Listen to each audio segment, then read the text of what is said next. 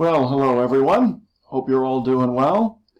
And yes, the focus today is going to be on credit cards.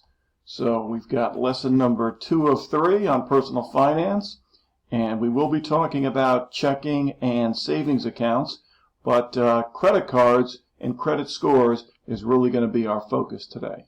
And so, there we go. We will keep the theme going there. Yes, I am still here. And we actually have a lot of stuff coming up. So our whiteboard is a little full today, so we're going to get right to that. Okay, as you can see. So let's take these one at a time. Chapter 14 quiz is a week from today, next Wednesday at midnight. The big one, your business plan and presentation. Okay, Saturday at midnight. That's what you should all be working on now, finishing that up.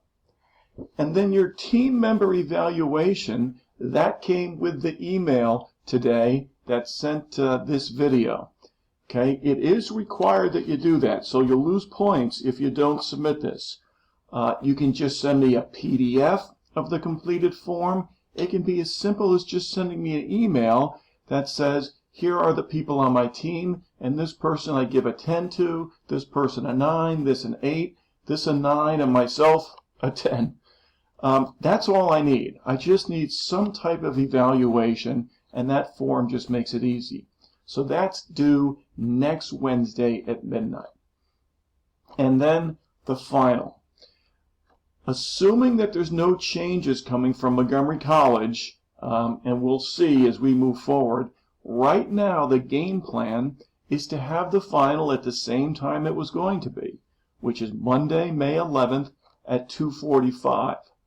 But rather than doing it in class, you'll take it on Blackboard. It'll be the same thing. You'll have 2 hours just like you would have had, and you'll take it at the same time. So that's the game plan. As we get closer to that date, I'll give you a lot more information on it. But in general, that's what I'm planning, subject to Montgomery College, any guidelines they might submit. And so therefore, we're going to be doing a review next Wednesday. Okay, that's May 6th. Just like we did for the midterm when we went outside and we reviewed the study guide, we'll essentially do the same thing by video. I'll have a study guide out to all of you the Monday before the final. You'll have the study guide, and then we'll just review that. So, that's what we have coming up. A lot of stuff. And so with that, let's turn it over and start talking about banking, because today's focus is on banking and credit. And I know most of you already have chosen a bank. Most of you have checking and or savings accounts. And I'm betting you probably chose your bank because that's where parents or relatives are. That's fine. That's fine. But if you have to choose a bank at some point, here are some of the things you should consider. Okay? Convenient branch locations to the extent you need to go into the bank. You want to have a lot of ATMs. I'm assuming you're all using online banking and your mobile apps quite a bit. Low fees, good interest rates. Many banks have special accounts for students. Okay, just check their websites and you'll see that accounts are designed to help students. So you can check that out. And then the good news is with banks, being in a big city like you are here, it's hard to make a bad decision. Most of the banks here are big banks. They're well established. There's plenty of reviews online. They're FDIC insured. You really can't make a bad mistake when choosing a bank. And the good news is, if you're not satisfied, it's easy to leave. You just close your accounts, go and open them somewhere else. Really, it's simple as that. So, some things to think about when choosing a bank. Now, a question I get a lot when I talk about personal finance is there a good resource out there for all these things we're going to go over? Where's the best bank? What's the best credit card? What's the best area to choose for a stockbroker if I want to invest? Is there one place to go? And I like this one website that I'm going to pull up now and show you. Some of you may know about it. And it's called NerdWallet. And it's written by millennials for millennials. And this is their homepage, NerdWallet. Okay? It's just, I think, written well. It covers a lot of different items that we're going to be talking about. So for instance, today we're talking about banking. Look, you go up here, best savings accounts, best checking accounts, compare accounts. They review them, and then they talk about them, kind of similar to what we're going to do, how to open a bank account. Talk to us about what is a savings account, what's a checking account, what's a CD. It's just really well done. Credit cards we're going to talk about today. Same thing. The best ones of 2020, best rewards cards, best cashback cards, compare cards, and then learn about them. Tell me a little bit more about credit cards. It's just well done. Investing that we'll get to on Monday. What are the best brokers for stocks, for beginners? So it just kind of goes through a lot of different things that you may have questions of in personal finance and just explains it very, very well. So I am a proponent of this site called NerdWallet. Okay, so now that we've chosen a bank, let's take a look at the difference between savings and checkings accounts. I get the question, do we need both of those? And I would answer this way. You need a checking account. You have to have that. Whether you want a savings account now, that's really your preference. If it's going to help you save, for instance, if you can automatically transfer money from your checking to your savings on a periodic basis, what we talked about on Monday, automating your savings, great, do it. If you want to earn a little bit more interest, yeah, savings accounts will pay you a little bit more. So it's fine to have a savings account. I'm not against them, but you don't necessarily need it. You just have to have a checking account. The good news is they're both insured up to $250,000 by the FDIC. So let's quickly go through the differences, okay? So savings account helps you to save money. You don't need to access it. Earn some interest, okay? Higher than checking, but not very much. You can link it to your checking account, but you can't write checks, okay? There's few extra features. It's pretty much there to save money, Checking accounts, though, do offer access to your funds. Okay, you will get a debit card. You can use that in ATMs to get cash. You can use it at stores to pay for stuff, your checking accounts. Okay, you're going to earn less than a savings account, but you can pay bills online. You can write checks. So it's extraordinarily convenient. Okay, some have a minimum balance. Okay, and there's usually no minimum deposit. Okay, you can just get started with little or nothing. And they do have lots of features, including online banking. So, can you use your debit card if you have no money in your checking account? Are you still allowed to use it? The answer is yes, you can still use it. The bad news is you're going to get what's called an overdraft fee, and that's a lot. It could be $35, $40, more than that. So they will generally allow you to do it, but then they're going to charge you a fee, and they're going to say, okay, now you've got to bring the balance up to pay for that. Okay?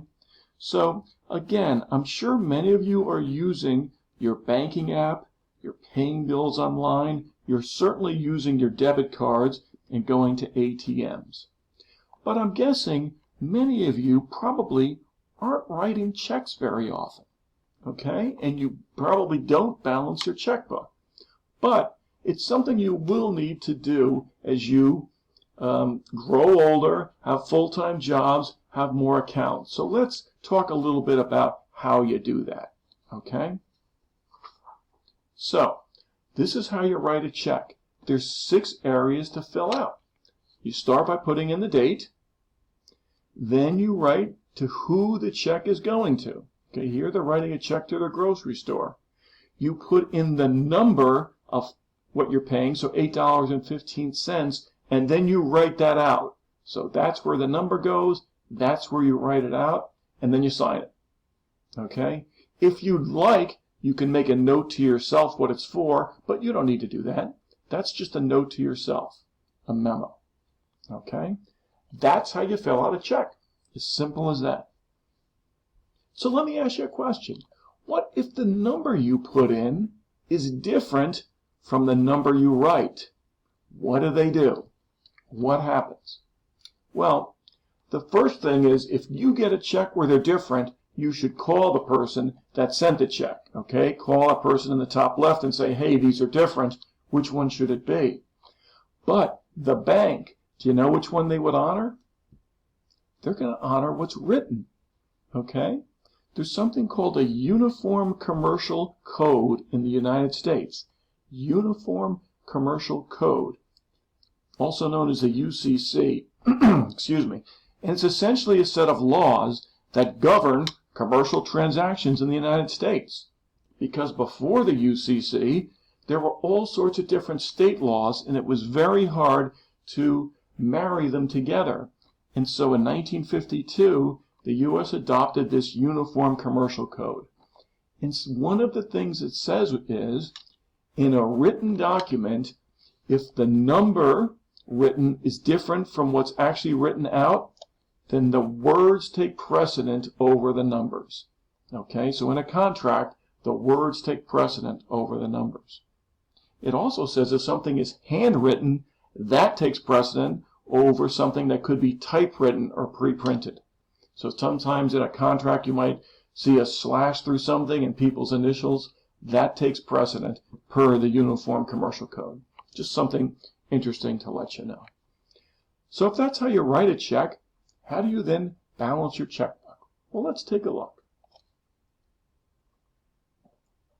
So this is called the transaction register, and this is where you're going to record your different transactions. So let's take a look. You started in this example with $140. They wrote a check to XYZ Electric Company. That's the check number, 314. That's the date they wrote it. That's who they wrote it to. It was for $80. So they had $140, subtract 80. Now you have a $60 balance. What's next? Oh, we got paid. That's good. Direct deposit, DD, on May 1st also from our employer. So now we added $1,500. Now we've got $1,560. Another check, $315 for 30. Now we're down to $1,530. Bill pay, paid Netflix, $10, down to $1,520.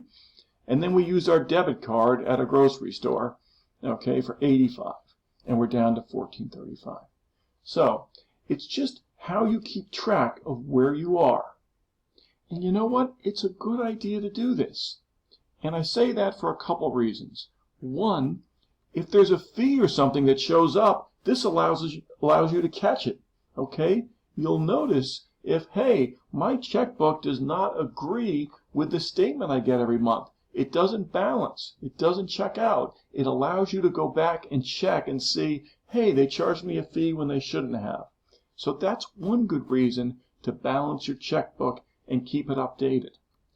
The second reason is this is going to be up to date. Think of what happens if you're just relying on what's online if somebody doesn't cash a check. Okay? What if this check has never been cashed for $80 and it says, let's say you have $100 or $50 in your bank account? Well, you may think you have 50, but if all you're doing is relying with the online amount that says 50, you actually have a negative 30 because they haven't cashed this yet. And if they were to cash it, you would be underneath where you need to be.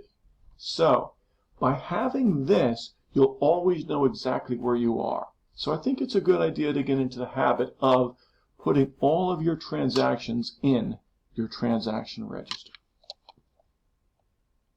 Okay, that's going to bring us to credit cards. Credit cards. So let's start by talking about what they are, okay?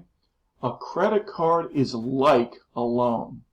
Specifically, though, it's a line of credit. And we talked about what that is. And essentially, it works like this.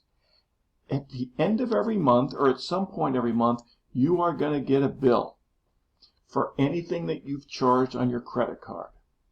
If you pay by the due date, there's going to be no interest charged as long as you pay by the due date. Okay? You are going to have a credit limit. Might be $500, might be $1,000, might be $1,500 to start. You cannot charge more than that on a monthly basis. Okay? So, if you've got a credit limit of $1,000, you can charge up to that every month. That's why it's similar to a line of credit. You can charge up to that, but not more than that. You'll get a bill, you pay it off at the end of the month, and then you start all over again. That's effectively how they work. Now, generally speaking, you can't get one for yourself until you turn 21. Okay? There are some exceptions. For instance, if you have steady income, if you have a co-signer, if you're an authorized user on your parents' card, that some of you may be, then you can use a credit card. But you won't be able to get your own until you're 21. That's in your name. Okay? What would you look for in a credit card? Well, some of the things listed here. Take a look at them. No annual fee. Some cards charge a fee. As students and as young people, generally speaking, you should look for a card without a fee. Why would anybody pay a fee for a card? Well, give you an example. Business travelers, they may want to pay $100 for a card or more than that because the rewards and points they get back over the course of a year is going to more than pay for that $100. That's why you do it, because the rewards and points are worth it. Cashback or rewards, again, that's something big for students and young people. For every dollar you charge, you'll get something back. Many cards have a 1% cashback or rewards feature. So, if you charge $100, you'll get $1 back. If you charge $1,000, you get $10 back. And you can take those in cash or rewards. So they're good to have. Student credit cards. Just like some bank accounts are set up for students, there are credit cards that are designed for students. And our friends at NerdWallet actually take a look at what the best ones of those are. And so through April 2020, they took a look and they like these. Discover, this Deserve card for international students. So that's what they like, and that's why they like them. So that's one thing you can look at is NerdWallet and see what they say are useful cards. Okay, now we're going to get into this. Something else you want is a low APR, not an interest rate. Again, I want to emphasize, as long as you're paying off your cards every month, this doesn't matter. Okay? It doesn't matter because you're paying them off every month. You're not borrowing anything. You're not actually using the credit available. And that's what you have to do, and I'm going to show you why. But there are various interest rates, and boy, do they vary. 13 to 26% more or less. That's a huge range of rates, and they're all very high, very high. So you don't want to use your credit, and I'm going to illustrate that why in a second here. Okay, here's the example of why you don't want to pay just part of your card off and then let a balance run month after month after month. Take a look at this, and I'm going to walk you through it. Okay, let's go through this. The way credit card interest is charged is it is compounded daily on the balance. That is, whatever you don't pay. I'm going to repeat that. Interest is charged to you daily, every day, on whatever you haven't paid, your balance. Here's the example we're going to go through so you see what that means and how quickly that interest can add up. So we'll take an example of a card with a 19.9% rate, pretty much in the middle of where cards are. Okay? Here's what credit card companies do. If you have a 19.9% rate, they're going to take that and divide by the number of days in the year, either 360 or 365, depending on the credit card company. So, let's say it's 365. 19.9 divided by that is 0.0545% per day. That's called your daily periodic interest rate. Okay? It's your APR divided by either 360 or 365. Excuse me. At the end of each day, the credit card company is going to take whatever your balance is, multiply it by that rate, and then add it to your principal. So for example here, if you paid $100, okay, you charged $2,500, and you just paid $100. Okay? So you carried over $2,400. The day you pay the $100 and the bank knows, okay, they're pushing over $2,400, they're going to take $2,400, multiply by 0.0545%, that comes out to $1.31, and they're going to add that to your principal. The next day, obviously you haven't paid again, they're again going to take 0.0545. Now they're going to multiply it by $2,401.31. So you're going to be charged interest on your principal and the interest from the previous day, and then they're going to do it the next day, and the next day, and the next day. So you're going to be paying interest on interest, then interest on interest on interest, then interest on interest on interest on interest, and it just grows exponentially. The power of compound interest that we talked about on Monday, the way that can work for you in investments, the way you're going to build wealth and get rich, that power that works for you in investments works against you if you carry over balances in your credit card.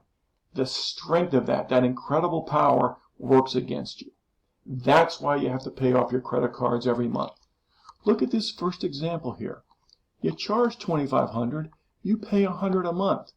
You're going to pay a total of $3,300, 32% more than the original cost. Okay?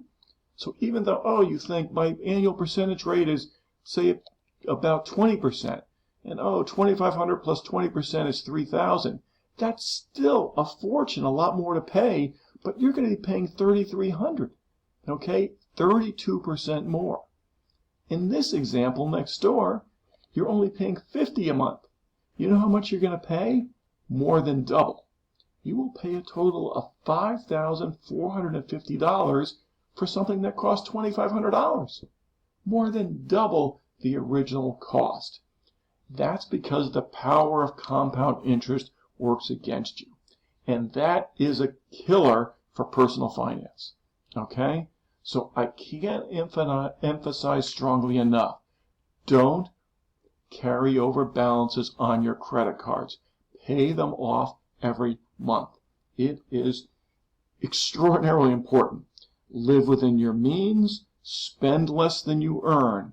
What we talked about on Monday. You have to do that because it'll really drain your savings. Okay, so let's talk about some tips for using a credit card and see how other people do with credit cards. We talked on Monday how other people do with savings, and we saw not very well. Well, it's not much different with a credit card. 43% of people carry a balance. That's a huge amount. You can't do that. Okay? 43% of people carry a balance. The average balance is $6,000. That's a lot of money, $6,000. The example we just had was for $2,500. Think how hard it's going to be to pay back $6,000. And then for the people carrying debt, okay, so this is just for the 43% of people who have debt. Their average is over $9,000. And I'm going to show you the saddest chart in a second that you're going to see all semester. Okay? Here's the saddest chart you're going to see all semester. There's the 9333. It's this one right here. Who has credit card debt? This is household net worth down here. How much households are worth. Look at this. People who have no net worth. Okay? So, no savings whatsoever, or debt that is more than their savings. Look at their average credit card debt. $10,000. What are the chances they're ever going to be able to pay that off? The example we just showed was $2,500, and you saw how hard it is. These people have no net worth or negative net worth and $10,000 of credit card debt. It's just heartbreaking to see that. Don't know how they're ever going to get out of it. These are all bad. I mean, this is up to $5,000 in net worth, not very much, and they have about $4,000 of credit card debt. The same here, $5,000 of credit card debt, only household worth of 5 to 10. It's just heartbreaking numbers here that the people on the lower end of the income scale have such a high percentage of credit card debt. And it's no accident, because this kills you. Credit card debt kills you. The interest rates are astronomical, and it's compounded daily. So the power of compound interest is working against you. Again, I just can't emphasize enough. Pay off your credit cards. Okay, so a couple of other tips. Know when your payment is due, pay on time. Avoid cash advances. What is that? Well, when you get a credit card, you're going to get letters or online, essentially ads saying, hey, do you need money? We'll advance you $100, $200, $500. They'll advance you up to your credit limit. But all they're doing is wanting to charge you that high interest rate on whatever they give you. It's not free. You're essentially buying money as opposed to buying a product and paying that same high fee that's compounded daily. So don't take cash advances. Review your statements carefully each month. You all know about ID theft and fraud. It happens all the time. I've had my ID stolen probably a half dozen times. Last year in taxes, somebody filed a tax return in my name. It happens. And sometimes the way you find out about it is you review your statement and you catch it.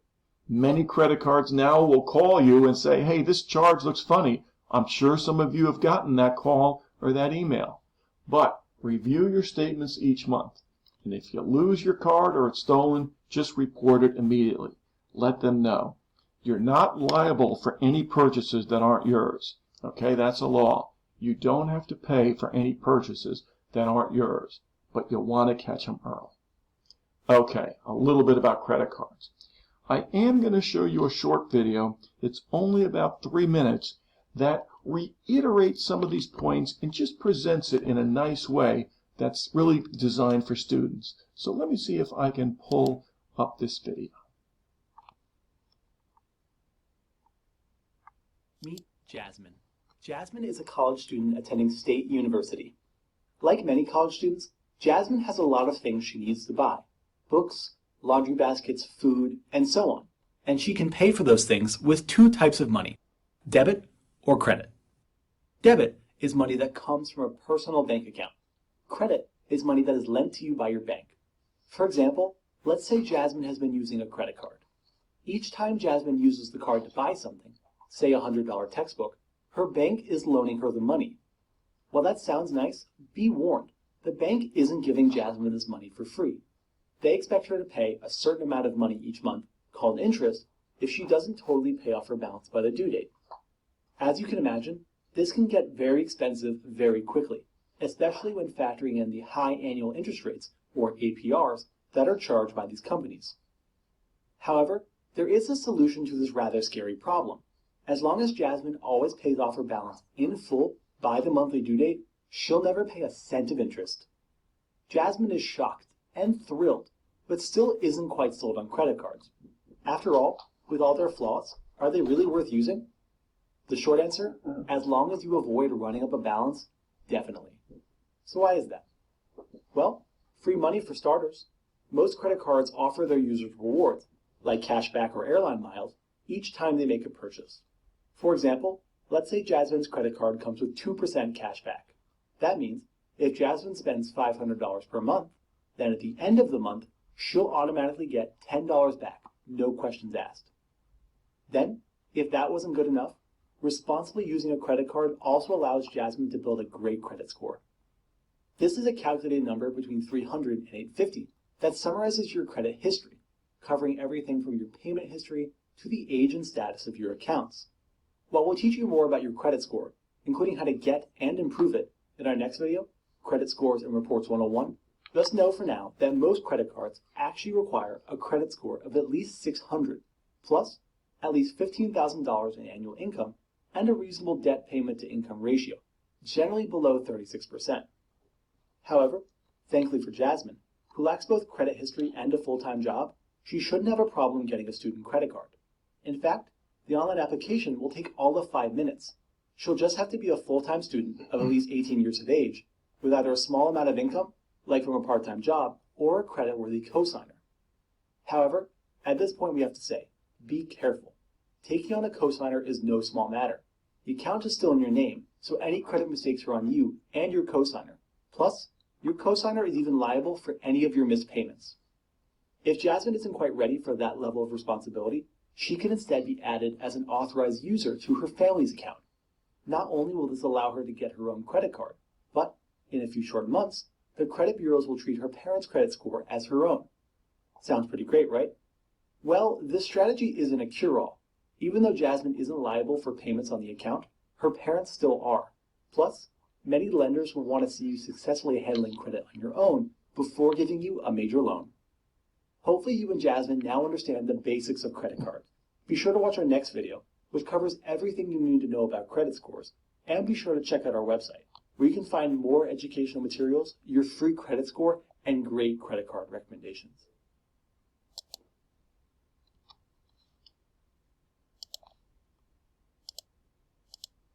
So, pretty good job. Pretty good job there. I think that's a good overview. And as the video said, we're not trying to scare you off from getting credit cards. You should get a credit card. Lots of good reasons, right? They're convenient, helps you build credit, you can get rewards, so you should get credit cards. Just critical to pay those off. Okay, the video also referenced credit scores, and that's what we're going to talk about next, and really that's the last topic we're going to talk about today, is your credit scores. So, how do you build your credit? Well, to get a FICO score, and let's talk about what that is. FICO stands for Fair Isaac Corporation. Fair Isaac Corporation, and they're just simply the best known company that provides the software for calculating a person's credit score. Okay, so you'll hear the term, what's your FICO score? That's all it means. To even get a score, you got to have an account that's been open for 6 months or more, and one creditor reporting your activity in the last 6 months. We'll talk about the creditors in a second. If you don't qualify for a credit card, and if you're under 21, you may not, you can become an authorized user on somebody else's, i.e. your parents. Okay? And again, I'm sure some of you have this. It's not going to really impact your own score, as that video stated, because your parents are the ones who are responsible for it. But if they do make sure that the credit card holder is reporting that you are an authorized user and that's going to credit bureaus, it can help your score a little bit, not a lot. Another option is a secured credit card. Okay, some of you may have this. All that is you have to put down a cash deposit in advance to get the card. So, if you have a credit limit of $500, you have to put down $500, give it to the credit card company. So, if you don't pay them, they're just going to take the money out. Okay? It's essentially collateral you're giving them. It's really a step to getting an unsecured card.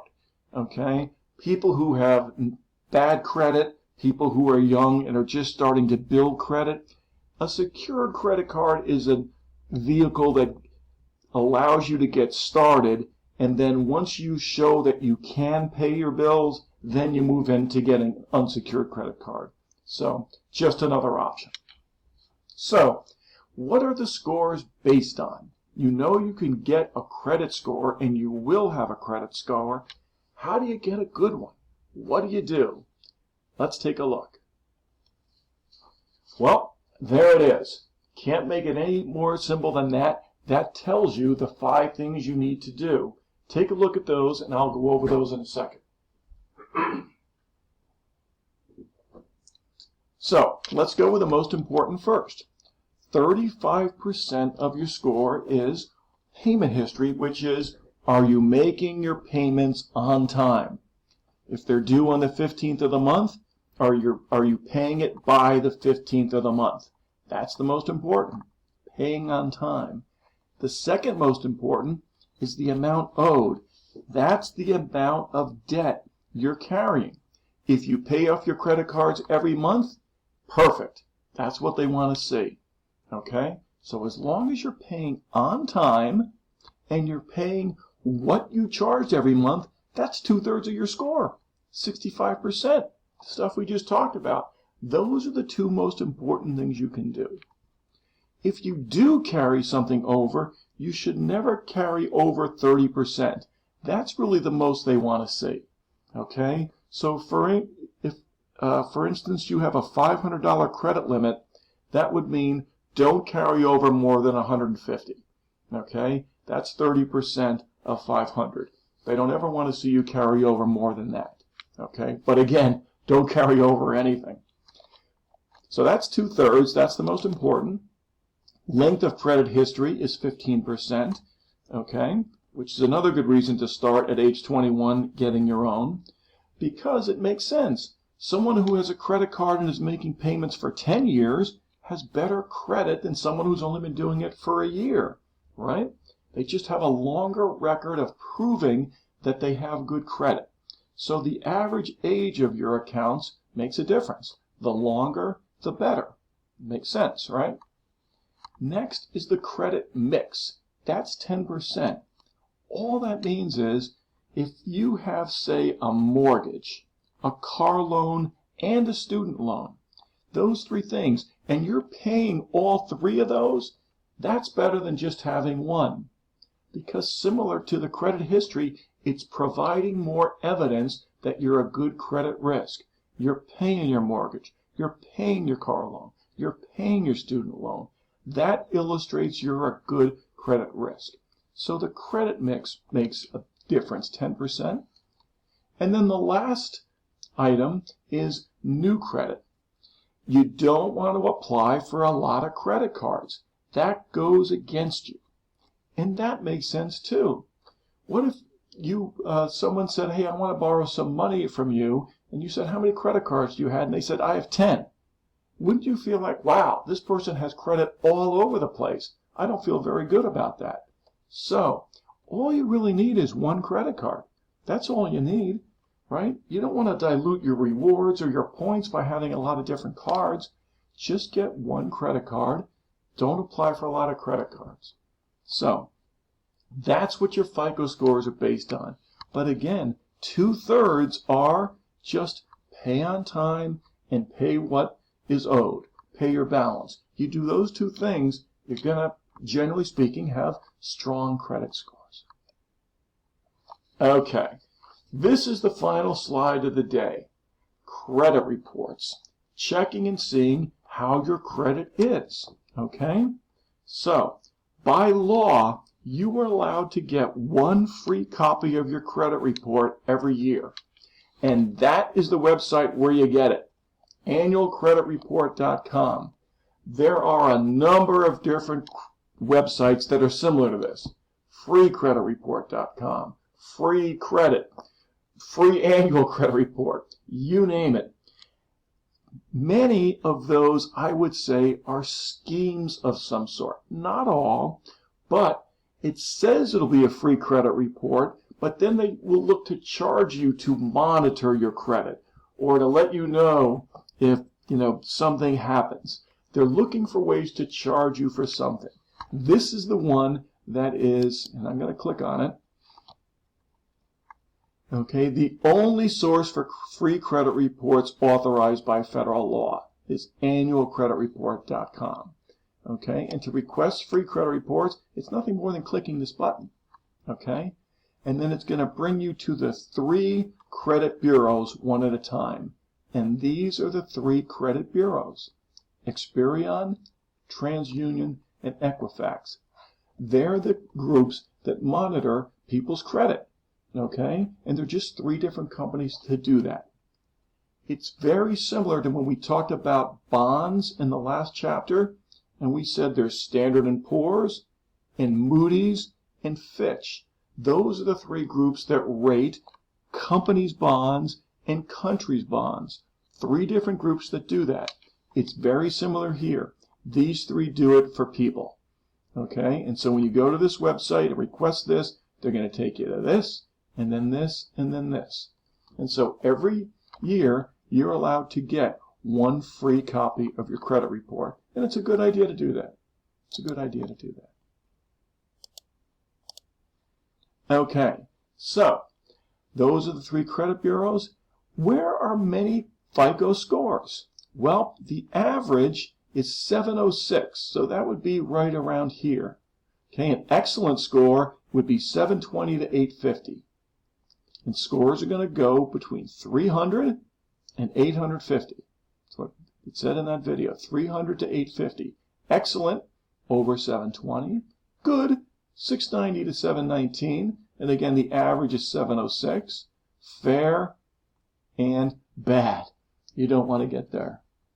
So, why is that important? Why is your credit score important in the first place? Well, to qualify for loans, you're going to need loans for a house or a car or personal loans or business loans. The first thing a bank is going to check is your credit score, okay, to see how good of a credit risk you are. And if you have a poor risk, you could either not get the loan in the first place, or the interest rate they're going to charge you is going to be higher because you're a credit risk, okay? In some cases, if you need to get electric service or water service, those utilities might charge you a security deposit because you're a bad credit risk. They don't want you to not pay them. So there's all sorts of reasons why it's a good idea to maintain a good credit score. You certainly want to do that. All right. So, a lot of information today, but again, it's all critical for your personal finance moving forward. Okay? To understand the difference between savings and checking accounts. To understand credit cards, they can be your friend, but boy, they can be your enemy if you're not paying them off. Okay? And get free credit reports. They're free every year. Just make a note. Maybe it's the first of the year and say, okay, now it's time, I'll get my credit report. And then you download them. It's right online, and you look through it. Is there anything there that's wrong, that shouldn't be on there? Why is this impacting my score? They are useful to get. So with that, we are done for the day. That's part 2 of 3 on personal finance. On Monday, we talk about stocks and retirement. How you buy stocks, what you should buy, when you should start your retirement plan. How do you do that? Monday is all about the long term, how you're going to build wealth over the course of really your lives. So, something to look forward to. With that, everyone, stay safe, take care of yourselves, and we'll be back in touch again on Monday.